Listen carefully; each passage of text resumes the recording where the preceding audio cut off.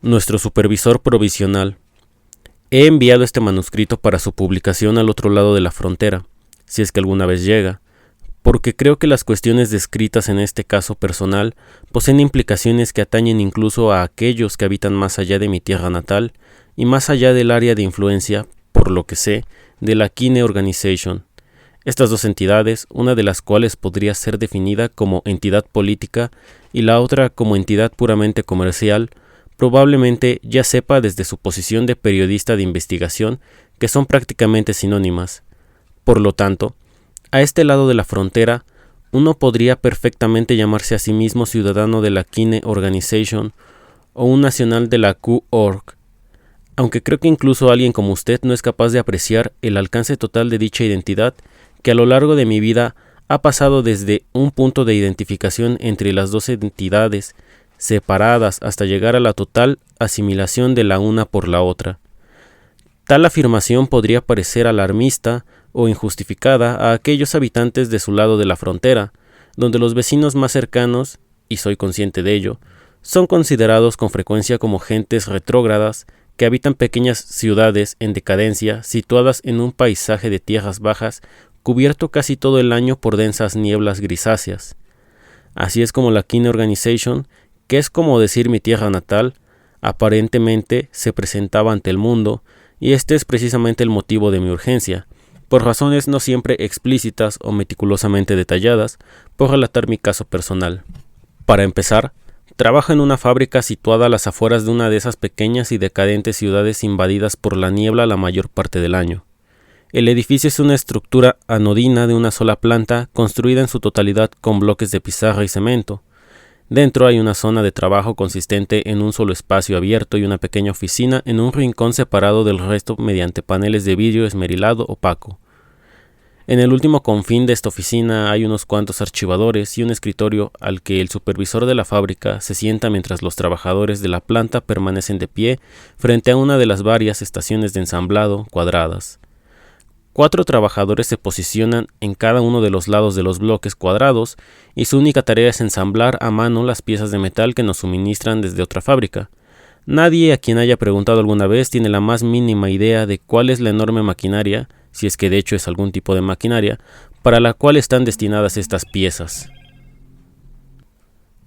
Cuando comencé a trabajar en la fábrica no tenía intención de permanecer allí mucho tiempo, porque en el pasado aspiraba a algo mejor en la vida, aunque la naturaleza exacta de estas aspiraciones siempre permaneció imprecisa en mi joven mente.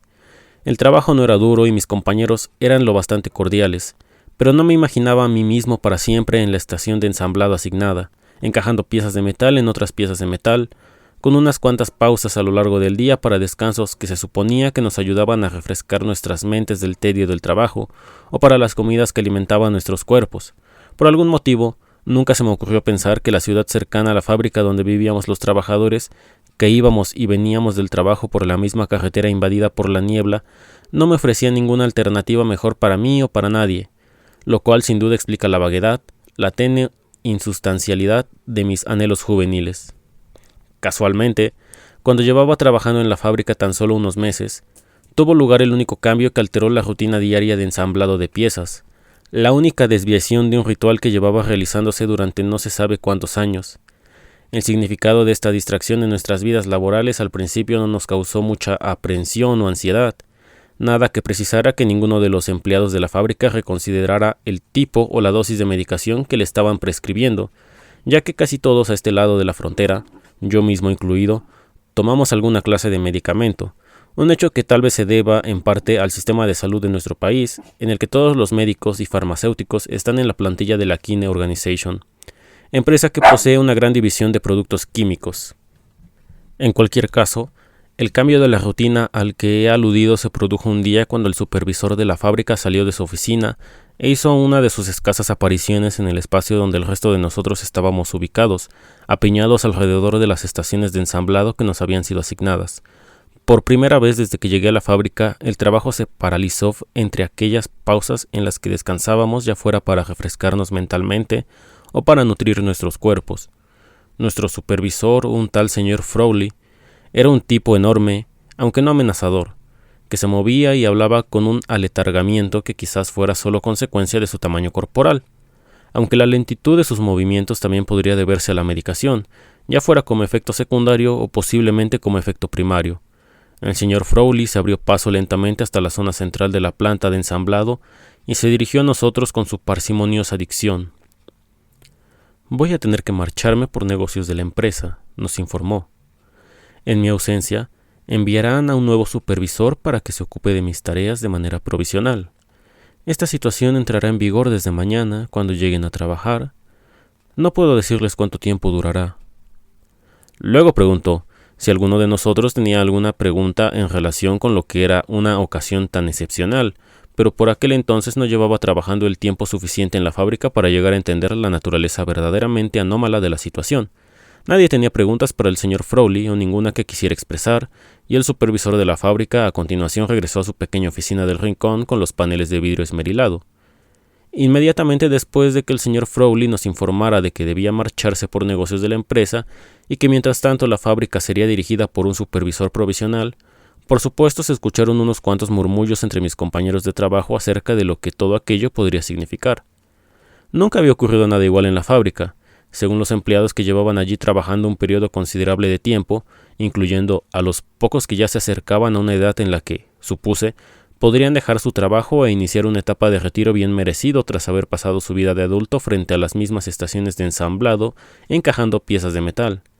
Sin embargo, al final del día estos murmullos ya se habían acallado antes de que saliéramos en fila y partiéramos por la brumosa carretera de regreso a nuestras casas en la ciudad. Esa noche, por ningún motivo que pudiera señalar, no fui capaz de dormirme, algo que nunca antes me había sucedido, después de haber estado de pie todo el día ensamblando piezas de metal de la misma manera una hora tras otra. Esta actividad de ensamblado pesaba ahora en mi mente mientras daba vueltas en la cama, con todo el lastre de su reiteración, su eternidad y su desconexión con cualquier finalidad que pudiera imaginar. Por primera vez me pregunté cómo habían sido creadas esas piezas metálicas que ensamblábamos, y mi mente intentó inútilmente seguirlas hasta sus orígenes de vasta sustancia, que aparentemente había sido extraída de la tierra y pasado por algún proceso de refinamiento, para luego tomar forma en alguna fábrica, o varias, antes de llegar a la fábrica en la que yo trabajaba. Con una sensación de mayor futilidad, intenté imaginarme a dónde iban a parar estas piezas de metal después de haber sido encajadas tal como nos habían entrenado a hacerlo, y mi mente se aceleró en la oscuridad de mi habitación para concebir su último destino y finalidad. Hasta aquella noche nunca me habían perturbado cuestiones de esa clase. No servía de nada perder el tiempo con ese tipo de preguntas, porque siempre había aspirado a algo mejor en la vida, una vida que me esperaba tras un periodo provisional de trabajo en la fábrica para ganarme el sustento. Finalmente, me levanté de la cama y tomé una dosis extra de medicina. Esto me permitió al menos unas pocas horas de sueño antes de tener que acudir de nuevo a mi estación de trabajo. Cuando entrábamos a la fábrica por la mañana, el procedimiento normal era que el primer hombre que pasaba por la puerta encendiera las lámparas cónicas que colgaban del techo desde largos rieles. Había otro grupo de luces dentro de la oficina del supervisor y el señor Frawley las encendía él mismo cuando llegaba al trabajo más o menos a la misma hora que el resto. Sin embargo, esa mañana no había luces encendidas dentro de la oficina del supervisor. Como era el primer día que un nuevo supervisor debía asumir el puesto del señor Frawley, aunque solo fuera de forma provisional, supusimos que, por algún motivo, aquella persona todavía no estaba presente en la fábrica, pero cuando la luz del día se coló a través de la niebla que cubría las ventanas rectangulares y estrechas de la fábrica, que incluían también las ventanas de la oficina del supervisor, empezamos a sospechar que el nuevo supervisor, es decir, nuestro supervisor provisional, había estado dentro de su oficina todo este tiempo. Uso la palabra sospechar, porque simplemente era imposible saber con certeza, con las luces de la oficina apagadas y solo la luz natural del día que iluminaba las ventanas a través de la niebla, si había alguien del otro lado del vidrio esmerilado de la oficina del supervisor.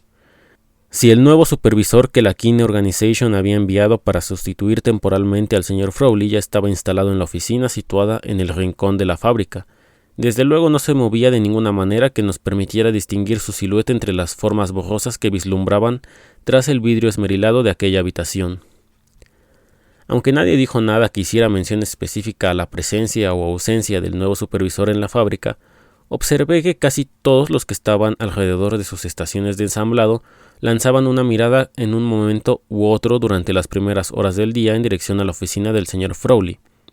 Mi estación de ensamblado estaba situada más cerca de la oficina del supervisor que otras estaciones, y los trabajadores que estábamos situados allí deberíamos haber podido distinguir si realmente había alguien dentro, pero los que estábamos alrededor de la estación a la que había sido asignado, como los otros en estaciones situadas incluso más cerca de la oficina del supervisor, solo intercambiamos miradas furtivas entre nosotros, como si nos preguntáramos unos a otros: ¿qué opinas? Pero nadie podía afirmar nada con certeza, nada que pudiéramos expresar con palabras. No obstante, nos comportábamos como si aquella oficina del rincón estuviera efectivamente ocupada, y reaccionamos como reaccionan los empleados cuando sus acciones están sometidas a un profundo escrutinio y la más atenta supervisión. A medida que fueron pasando las horas, hizo más evidente que la oficina del supervisor estaba ocupada, aunque la naturaleza de su nuevo residente resultaba todo un interrogante.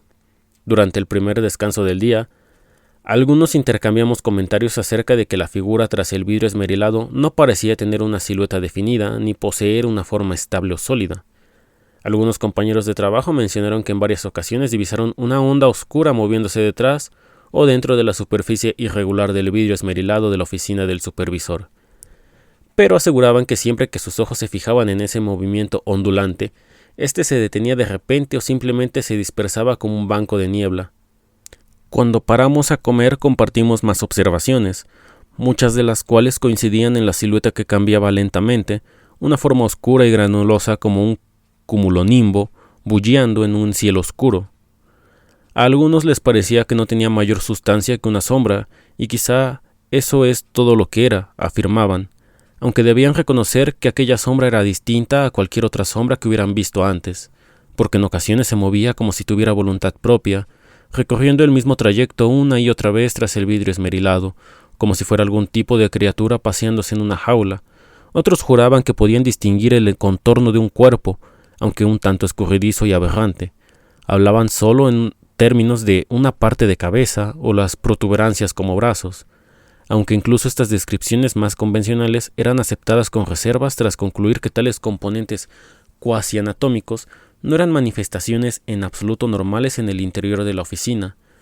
No parece estar sentado tras el escritorio, afirmó un hombre. Más bien parece que sobresale por arriba, un tanto ladeado. Esto era algo que yo también había advertido desde mi estación de ensamblado, como también lo advirtieron los hombres que trabajaban a mi derecha y a mi izquierda. Pero el empleado que estaba situado en la estación justo enfrente de mí, cuyo nombre era Blecher, y que era más joven que la mayoría de los hombres de la fábrica, y quizás tan solo unos años mayor que yo, jamás comentó nada sobre lo que pudiera haber visto en la oficina del supervisor. Además estuvo trabajando todo el día con los ojos fijos en las piezas de metal que encajaba, con la mirada inmóvil hacia abajo incluso cuando se apartaba de la estación de ensamblado para descansar o para ir al lavabo. Ni una sola vez lo pillé mirando hacia aquel rincón de la fábrica que el resto de nosotros. Mientras las horas transcurrían monótonamente, apenas éramos capaces de dejar de mirar. Luego, ya a punto de finalizar la jornada laboral, cuando la atmósfera de la fábrica se había vuelto densa por nuestras palabras pronunciadas y nuestros pensamientos no pronunciados, cuando la sensación de un modo de supervisión desconocido se cernía ominosamente sobre nosotros, así como dentro de nosotros, con tanta fuerza que sentía como si me hubieran colocado unos grilletes internos que fijaban mi cuerpo y mi mente en la posición que ocupaba en la estación de ensamblado. Blecher por fin explotó. «Ya está bien», dijo, como si hablara consigo mismo. Luego repitió esas palabras en voz más alta y con una vehemencia que dejaba entrever algo que había estado reprimiendo en su interior durante todo el día. «Ya está bien», gritó al tiempo que se alejaba de la estación de ensamblado y se giraba para mirar directamente hacia la puerta de la oficina del supervisor, la cual, como los paneles de la oficina, eran de vidrio esmerilado.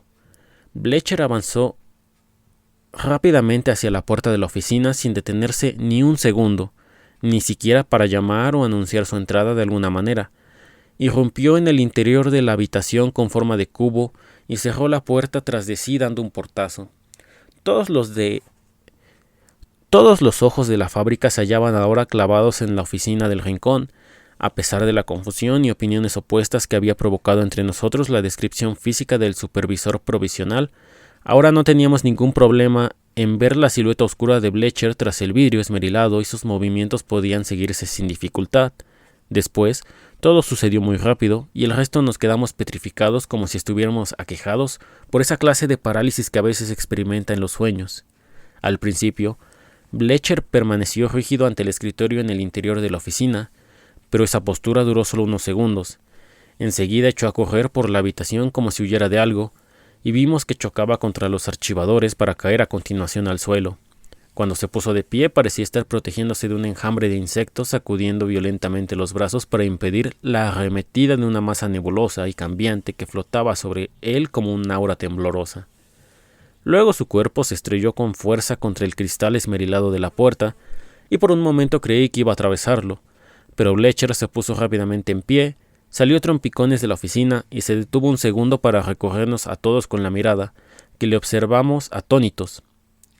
Había un brillo de locura e incomprensión en sus ojos y le temblaban las manos. La puerta a espaldas de Blecher había quedado medio abierta tras su frenética salida, pero nadie intentó mirar dentro de la oficina. Él parecía incapaz de alejarse del lugar donde permanecía erguido a tan solo unos pasos de la puerta medio abierta de la oficina. Entonces la puerta comenzó a cerrarse lentamente, como si se moviera con voluntad propia sobre sus bisagras, sin el concurso de ninguna fuerza visible. Sonó un débil chasquido cuando la puerta se cerró del todo, pero fue el sonido del cerrojo al cerrarse al otro lado de la puerta lo que sacó a Blecher de su estupefacción, y a continuación salió corriendo de la fábrica. Unos segundos más tarde sonó el timbre que anunciaba el fin de la jornada laboral, con toda la estridencia de una alarma, a pesar de que aún no era la hora de abandonar nuestras estaciones de ensamblado.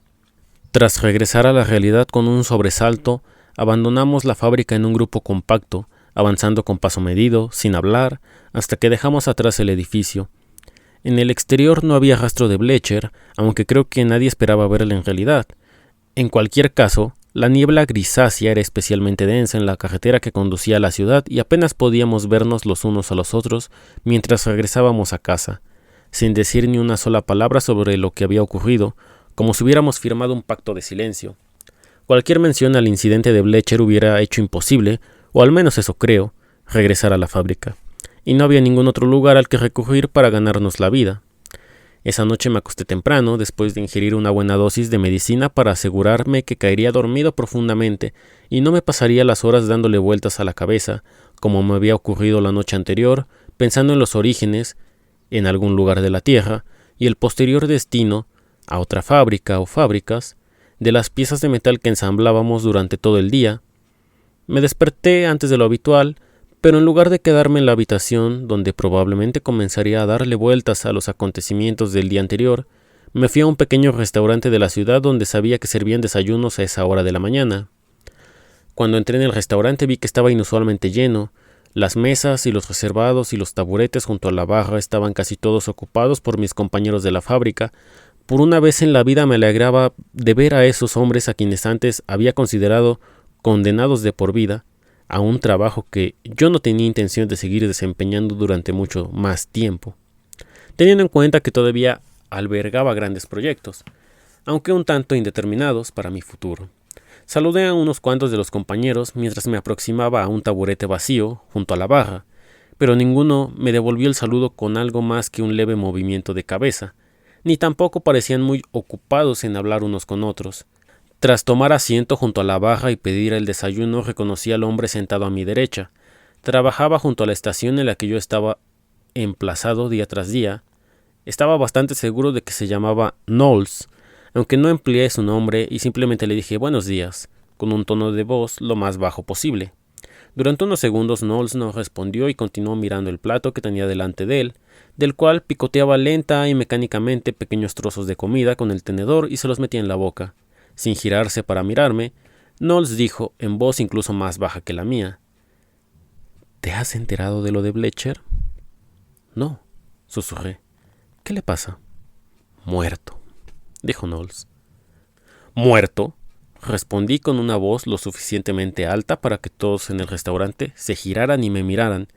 Tras retomar nuestra conversación con voz muy queda, le pregunté a Knowles qué había pasado con Blecher.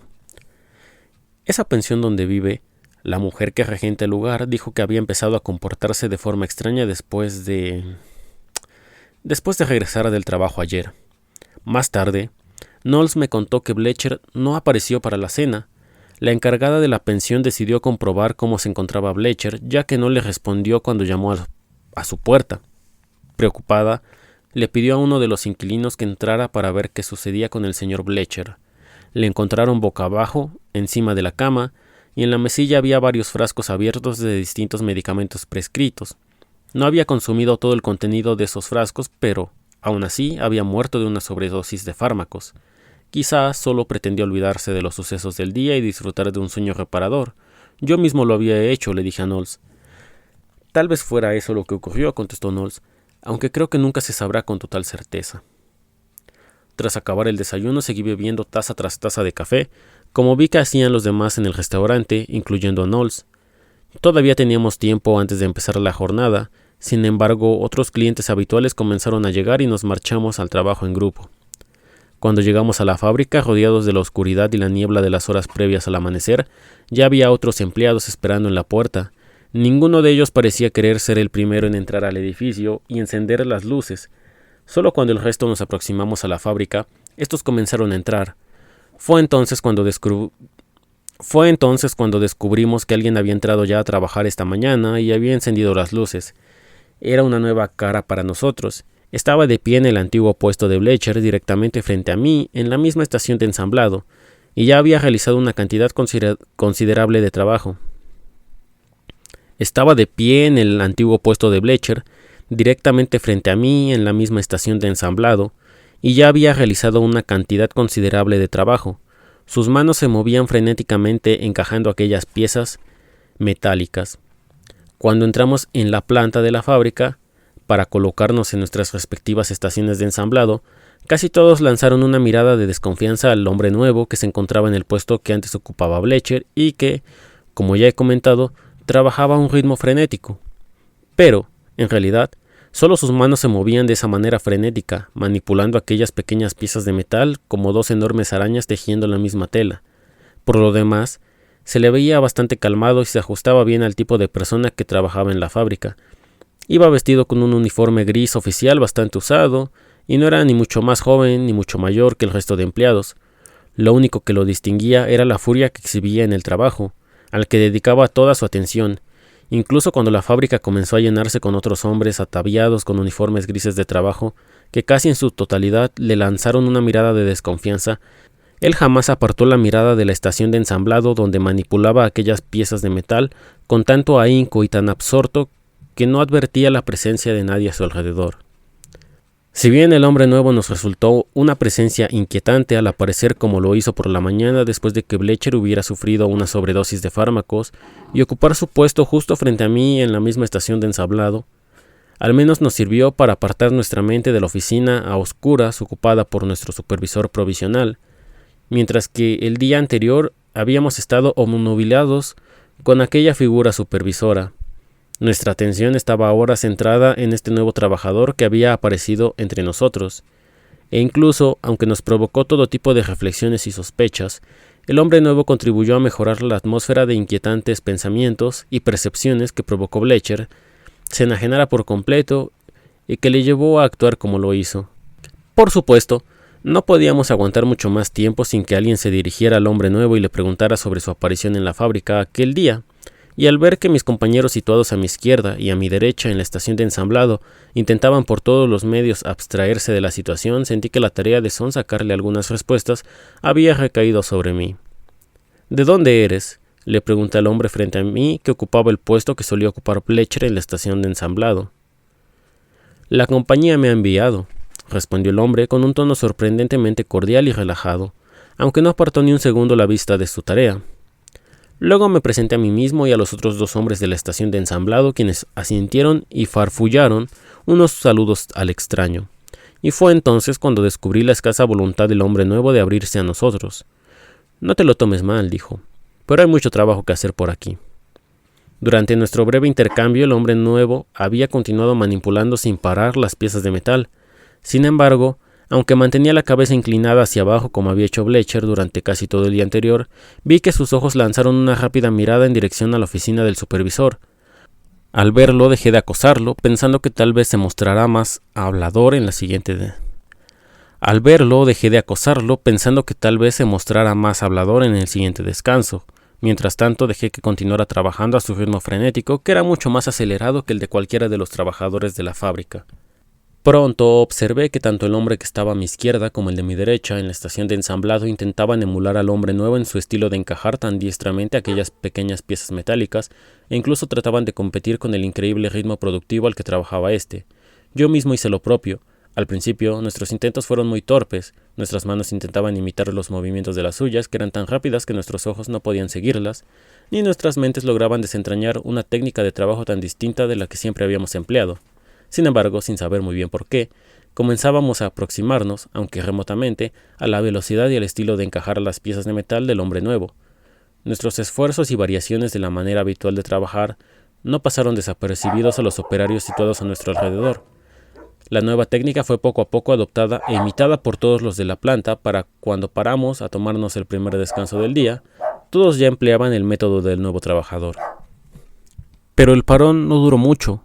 Cuando advertimos que el trabajador nuevo no iba a tomarse ni un segundo de descanso para unirse a nosotros en nuestra pausa programada, regresamos a las estaciones de ensamblado y continuamos trabajando tan frenéticamente como pudimos. Nos sorprendimos intentando superarnos en lo que en otro tiempo nos había parecido una tarea simple y monótona, y poco a poco fuimos aproximándonos hasta el nivel de virtuosismo exhibido por un hombre del que ni tan siquiera sabíamos el nombre. Ahora tenía aún más ganas de hablar con él acerca del cambio que había introducido en la fábrica y esperaba poder hacerlo durante la pausa de la comida. Sin embargo, nadie en la fábrica se habría imaginado el espectáculo que nos esperaba cuando por fin llegó el momento.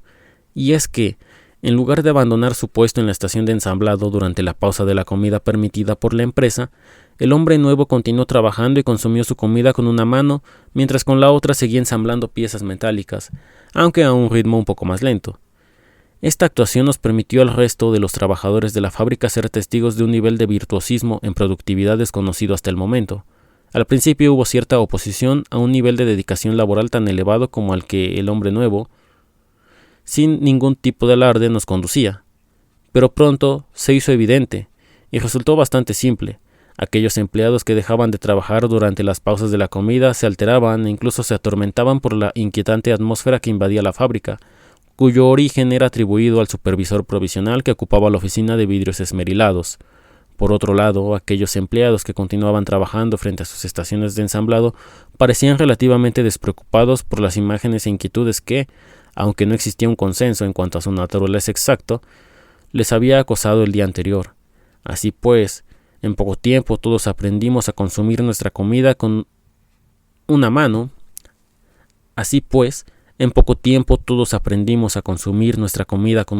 Mientras continuábamos trabajando con la otra. No hace falta decir que cuando llegó la última pausa del día, nadie se movió ni un milímetro de su estación de ensamblado. Tan solo cuando sonó el timbre que anunciaba el fin de la jornada, varias horas más tarde de lo habitual, tuve la oportunidad de hablar con el nuevo empleado. En cuanto estuvimos fuera de la fábrica y todos partimos en un estado de silencioso agotamiento de regreso a la ciudad, me las apañé para ponerme a su lado, mientras avanzaba a paso rápido a través de la niebla densa y grisácea. No me anduve por las ramas.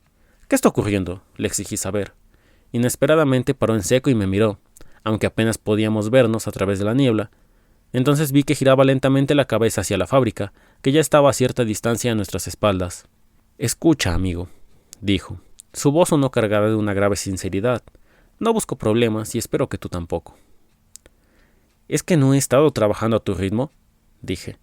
«¿Es que no lo hemos hecho todos?». «Sí, todos habéis tenido un buen comienzo. Así que supongo que estás trabajando con el nuevo supervisor». «No», dijo con énfasis. «No sé nada sobre eso. No sabría decirte nada sobre eso». «Pero tú has trabajado en condiciones similares antes, ¿no es cierto?». «Trabajo para la empresa, al igual que tú. La empresa me envió aquí». «Pero algo debe de haber cambiado en la empresa», dije. «Algo está sucediendo». «En realidad, no», contestó. «La King Organization siempre hace reajustes y mejoras en sus protocolos.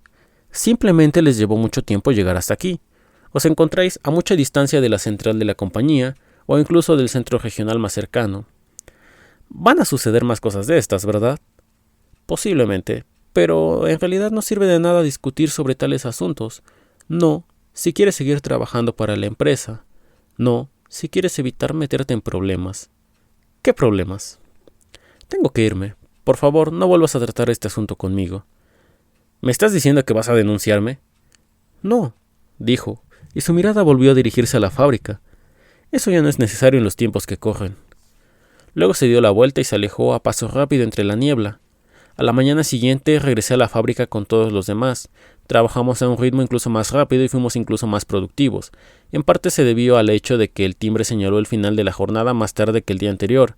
Este aumento del tiempo que pasábamos en la fábrica junto con el ritmo cada vez más acelerado del trabajo se convirtió en norma. En breve tan solo nos permitieron pasar unas pocas horas fuera de la fábrica. Solo unas pocas horas nos pertenecían realmente, aunque la única manera posible de emplear ese tiempo era para descansar lo necesario para regresar a las agotadoras labores que la compañía ahora demanda de nosotros. Pero yo siempre había aspirado a algo más en la vida. Tenía unas aspiraciones que se iban haciendo más vagas a medida que transcurrían los días. Debo dejar el trabajo en la fábrica. Estas eran las palabras que invadían mi mente mientras intentaba descansar las pocas horas que tenía antes de regresar a mi puesto de trabajo. No tenía ni idea de qué podría implicar dicha decisión, ya que no había ninguna otra alternativa para ganarme la vida y no tenía suficiente dinero ahorrado para permitirme la habitación del edificio de apartamentos donde vivía. Además, las medicinas que necesitaba, que casi todo el mundo a este lado de la frontera toma para hacer tolerable su existencia, eran prescritas por médicos empleados por la King Organization y dispensadas por farmacéuticos que también operaban solo bajo las órdenes de esta empresa. Sin embargo, a pesar de todo esto, seguía sintiendo que la única elección que tenía era dejar mi puesto de trabajo en la fábrica. Al final del pasillo que conducía a mi apartamento había un pequeño hueco en el que habían instalado un teléfono público para el uso de los inquilinos del edificio. Tendría que informar de mi renuncia usando ese teléfono, porque no me imaginaba haciéndolo en persona. No me veía capaz de entrar en la oficina del supervisor provisional como lo había hecho Blecher. No podía entrar en ese cuarto rodeado de vidrio esmerilado, tras el cual mis compañeros de trabajo y yo habíamos observado que algo aparecía en distintas formas y manifestaciones, desde una silueta poco definida que parecía cambiar y hervir como una nube oscura, hasta algo más definido que parecía tener una parte de cabeza y protuberancias como brazos. Dada la situación, usaría el teléfono para llamar al centro regional más cercano y presentar mi renuncia a la persona apropiada, a cargo de tales asuntos. El hueco del teléfono situado al final del pasillo que conducía hasta mi apartamento era tan estrecho que tuve que introducirme de lado. Al fondo de ese hueco había apenas espacio para hacer los movimientos necesarios e introducir monedas en el teléfono que colgaba de la pared, y también escaseaba la luz para ver los números que marcaba. Recuerdo lo mucho que me preocupaba marcar un número incorrecto y perder una parte del poco dinero del que disponía. Después de tomar todas las precauciones posibles para asegurarme de realizar con éxito la llamada, un proceso que pareció llevarme horas, contacté con alguien del centro regional más cercano gestionado por la compañía. El teléfono sonó tantas veces que temí que nadie contestara. Finalmente, los tonos cesaron y tras una pausa escuché una voz apenas audible. Sonaba débil y distante. King Organization, Central Regional del Noreste. Sí, comencé. Me gustaría renunciar a mi puesto de trabajo en la empresa, dije. Lo siento, ¿ha dicho que quiere renunciar a su trabajo en la empresa? Su voz suena tan lejana, dijo la voz. Sí, quiero renunciar, grité al auricular del teléfono. Quiero renunciar. ¿Puede oírme? Sí, puedo oírle, pero la empresa no acepta renuncias en estos momentos. Voy a transferirle a nuestro supervisor provisional. Espere, dije, pero la llamada ya había sido transferida y una vez más se escucharon los tonos tantas veces que temí que nadie fuera a responder. Entonces los tonos cesaron, aunque no se escuchó ninguna voz en la línea. Hola, dije, pero lo único que escuché fue un ruido no identificable, pero muy reverberante, un rugido grave que disminuía y aumentaba de volumen, como si resonara a través de vastos espacios en las profundidades cavernosas de la tierra o desde los confines de un cielo nublado. Ese rugido grave y bestial me sumió en un terror que era incapaz de identificar. Aparté el receptor del teléfono de mi oído, pero el rugido continuaba sonando dentro de mi cabeza. Luego sentí que el teléfono temblaba en mi mano, latiendo como algo vivo, y cuando colgué violentamente el teléfono, ese temblor vibrante continuó ascendiendo por mi brazo, atravesó mi cuerpo y finalmente llegó a mi cerebro, donde se sincronizó con el rugido grave que ahora crecía más y más, confundiendo mis pensamientos en una resonante demencia y paralizando mis movimientos hasta el punto de que ni tan siquiera era capaz de gritar para pedir ayuda. Nunca estuve seguro de que realmente hiciera esa llamada para renunciar a mi puesto de trabajo en la empresa, y si hice esa llamada nunca pude confirmar que lo que experimenté, lo que escuché y sentí en ese hueco del teléfono al final del pasillo que conduce a mi apartamento, se asemejara de alguna manera a los sueños que experimentaba de forma recurrente todas las noches tras dejar de ir a la fábrica. Ninguna cantidad de medicación que tomara lograba evitar la aparición nocturna de estos sueños y ninguna cantidad de medicación lograba borrar su recuerdo de mi mente. Al poco tiempo, había ingerido tantos fármacos que ya no me quedaban suficientes para provocarme una sobredosis, como hizo Blecher, y como ya no estaba empleado, no podía permitirme una nueva receta para adquirir los medicamentos que necesitaba para tolerar mi existencia. Por supuesto, podría haberme quitado de en medio de alguna otra forma, si hubiera estado más inclinado a hacerlo, pero de alguna manera todavía aspiraba a algo mejor en la vida. Por ello regresé a la fábrica para ver si podía recobrar mi puesto de trabajo. Después de todo, ¿no me había dicho la persona con la que hablé del puesto regional de la Kine Organization que no aceptaba renuncias en estos momentos? Por supuesto, no estaba seguro de lo que me habían dicho por teléfono, ni tan siquiera de si había realizado aquella llamada para renunciar a mi puesto en la empresa. No fue hasta que entré en la planta de la fábrica cuando fui consciente de que todavía tenía el puesto de trabajo allí si lo quería, porque el lugar donde había pasado tantas horas en mi estación de ensamblado aún estaba vacío. Ya vestido con el uniforme gris, me acerqué a mi estación de ensamblado y me puse a encajar aquellas pequeñas piezas metálicas a un ritmo frenético. Sin hacer una sola pausa en mi trabajo, miré al otro lado de la estación de ensamblado a la persona que en otro tiempo consideré el hombre nuevo. «Bienvenido», dijo con un tono despreocupado. «Gracias», respondí. «Le dije al señor Frawley que regresarías pronto». Durante unos segundos sentí una profunda alegría al deducir que el supervisor provisional ya se había ido y que el señor Frawley volvía a dirigir la fábrica, pero cuando eché una mirada hacia su oficina, en el rincón advertí que detrás del vidrio esmerilado no había encendida ninguna luz, aunque se podía distinguir la silueta de la gran mole del señor Frawley sentado al escritorio. Sin embargo, era un hombre cambiado, como descubrí poco después de volver al trabajo. Nadie ni nada en la fábrica volvería a ser como era. Ahora trabajábamos prácticamente las 24 horas del día. Algunos de nosotros comenzábamos a quedarnos por la noche en la fábrica. Dormíamos 1 o 2 horas en un rincón antes de regresar al trabajo en nuestras estaciones de ensamblado. Una vez recuperado mi puesto de trabajo, dejé de sufrir las pesadillas que en un primer momento me hicieron regresar corriendo a la fábrica y, sin embargo, continuaba sintiendo, aunque muy ligeramente, la atmósfera de aquellas pesadillas, que era tan parecida a la atmósfera que el supervisor provisional trajo consigo a la fábrica. Creo que esta sensación de la presencia vigilante del supervisor provisional fue una medida calculada por parte de la Kine Organization, que siempre anda haciendo ajustes y mejoras en sus protocolos. La empresa continuó con su política de no aceptar renuncias. Incluso en un momento dado llegó a ampliar esta restricción y tampoco permitió retiros. Se nos prescribieron nuevos medicamentos, aunque no puedo decir exactamente cuántos años hace de esto. Nadie recuerda cuánto tiempo llevamos trabajando aquí o qué edades tenemos, y sin embargo, nuestro ritmo de productividad continúa aumentando. Todo indica que ni la empresa ni nuestro supervisor provisional van a dejarnos escapar de aquí jamás. Sin embargo, solo somos seres humanos, o al menos seres físicos, y algún día tendremos que morir. Ese es el único retiro al que podemos aspirar, aunque ninguno de nosotros desea que llegue ese día, porque no podemos evitar preguntarnos qué habrá después. ¿Qué habrá planeado la empresa para nosotros y qué papel puede jugar nuestro supervisor provisional en ese plan? Trabajar a un ritmo frenético, encajar esas pequeñas piezas de metal, nos ayuda a mantener nuestras mentes apartadas de tales asuntos.